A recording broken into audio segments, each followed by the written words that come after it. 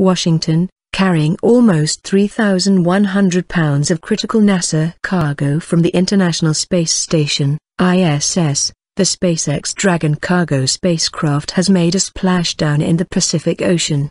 The cargo includes research on how spaceflight and microgravity affect the aging process and bone health. The spacecraft was successfully released from the ISS's robotic arm on Thursday, the U.S. Space Agency said in a statement. The capsule then performed a series of departure burns and maneuvers to move beyond the 200-meter keep-out sphere around the station and begin its return trip to the Earth. Spaceflight-induced health changes, such as decreases in muscle and bone mass, are a major challenge facing our astronauts, said Julie Robinson, NASA's chief scientist at the Johnson Space Center in Houston. We investigate solutions on the station not only to keep astronauts healthy but also to help those on the Earth who have limited activity as a result of aging or illness, he added.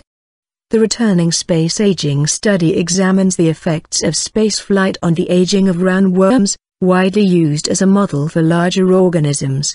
By growing millimeter-long roundworms on the space station, researchers can observe physiological changes that may affect the rate at which organisms age.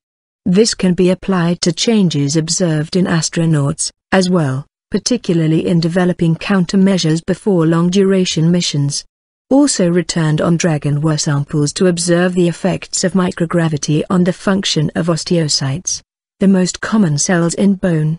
Understanding the effects of microgravity on osteocytes will be critical as astronauts plan for future missions that require longer exposure to microgravity, including the NASA's journey to Mars.